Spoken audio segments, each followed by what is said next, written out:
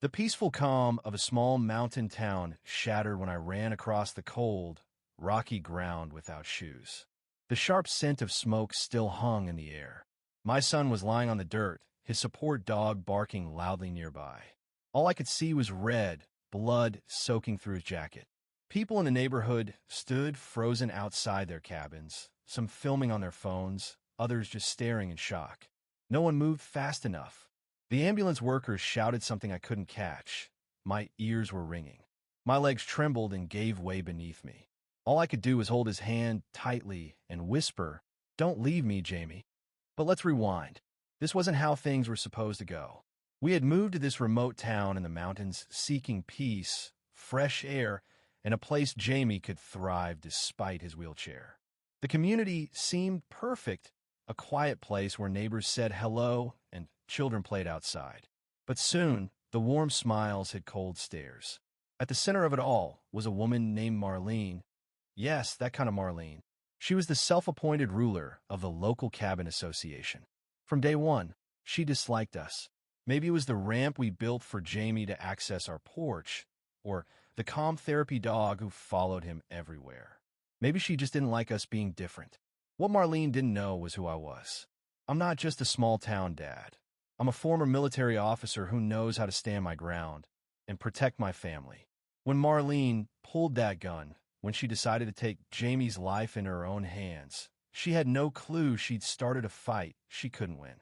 Our life before that day was quiet, but not easy.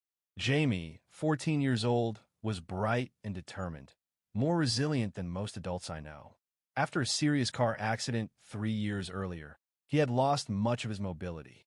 He fought hard to regain what he could, and with the help of his dog, Max, who kept him calm during his toughest moments, Jamie never gave up. We worked hard, balancing therapy, doctor visits, and everyday challenges.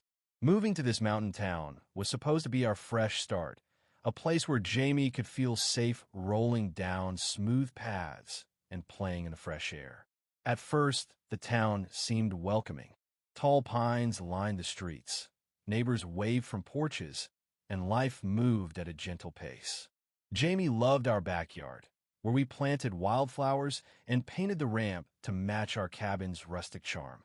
But Marlene was watching, not with friendliness, but with suspicion. She made passive-aggressive comments about our dog size and questioned the ramp we built. She sent notes complaining about our lawn, our trash bins, and even the noise from Max's barking when someone came near. Jamie felt it too. He grew quieter, less eager to play outside. The day Marlene scolded him for moving too fast in his wheelchair along the gravel path was heartbreaking. I had to calm myself with a long walk while Jamie tried to smile, hiding how much it hurt. Other neighbors started to avoid us. A woman named Beth would wave from her porch, but when Marlene showed up, she'd quickly disappear inside. Marlene's hold on this town was strong. No one wanted to cross her. Then came the vandalism. Our mailbox smashed, our car tires slashed in the dead of night. The police came, but there were no witnesses, and the community security cameras conveniently missed the night of the attacks. I installed my own hidden camera, hoping to catch the culprit. One evening, it did. Marlene pacing outside our cabin, taking pictures of Max, whispering in her phone, leaving cruel notes that said things like, "Maybe this isn't the place for your kind." I wanted to believe this would stop before it got worse. But it didn't. One afternoon, Jamie was sitting outside, listening to music with Max nearby. The sun was warm, the breeze gentle. Just a moment of peace we hadn't felt in weeks. Then Marlene stormed onto our property, shouting at Jamie. Max ran between them, barking fiercely. Before I could react, Marlene pulled out a gun. 2 sharp shots echoed. Jamie screamed and collapsed. I ran to him, my heart breaking as I held his bloodied hand. The neighbors finally sprang into action, calling for help, pressing towels to the wounds. Marlene stood at the edge of the yard, her face blank, like she didn't realize what she'd done. The ambulance arrived quickly, rushing Jamie to the hospital. Max stayed close, whimpering against me. At the hospital, everything blurred, the sterile lights, the hurried nurses, the weight of waiting for news. I sat frozen, still smelling the grass where Jamie fell. When the police came, Marlene claimed self-defense, saying she felt threatened by the dog and Jamie's wheelchair. But the footage from a neighbor's security camera told a different story. Marlene's confident facade crumbled when she saw the video. She asked for a lawyer, but it was too late. Her actions had consequences. I didn't wear my old military uniform or badges that day. I was just a father. But I knew justice would come. Marlene wasn't just a bully in a small town. She was a criminal who had crossed a line. The court hearings were tense. Marlene tried to spin her story, but the evidence was clear. The community that once stayed silent started speaking out, sharing their own stories of intimidation and fear. Jamie survived, though the injury was permanent. He now uses a powered wheelchair, and when asked, he says it just makes him faster. In the months that followed, Jamie became a voice for others like him, fighting for accessibility, respect, and fairness. He started a blog and joined local groups pushing for change. For me, this wasn't about revenge. It was about standing up for what's right, showing that true strength lies in protecting the vulnerable, not in tearing them down. Marlene thought she controlled the town, but real power belongs to those who use their voice to defend, uplift, and fight back. Jamie reminds us all, when you see injustice, no matter how quiet or loud, you can't look away. Speak up, act, because sometimes the smallest voices carry the greatest weight, and the strongest strength comes from those who refuse to be silenced. This story is not just about one family struggle.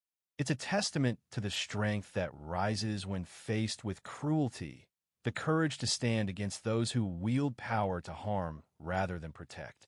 Marlene believed she could silence Jamie, erase him from the neighborhood with fear and intimidation.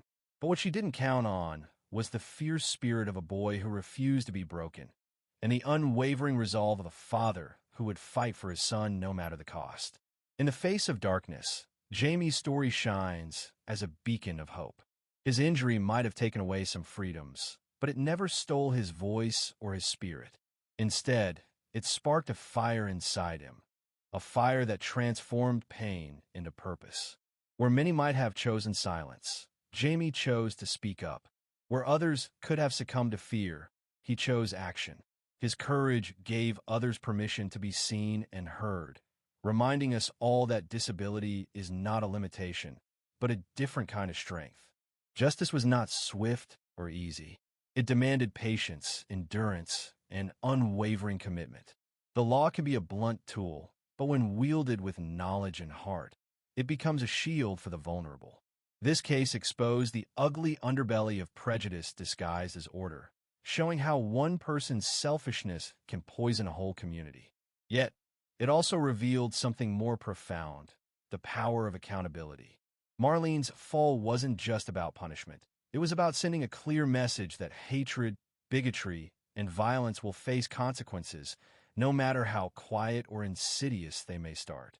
What this story teaches us is more than just the triumph of justice. It's a call to action.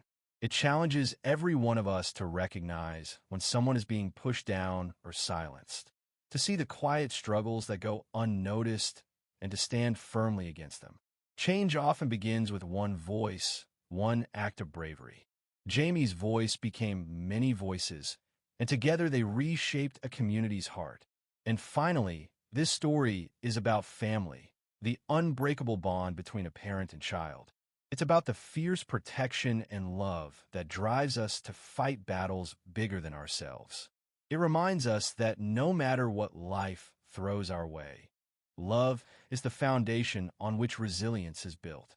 It's the reason we don't give up, the reason we demand a better world for those we cherish.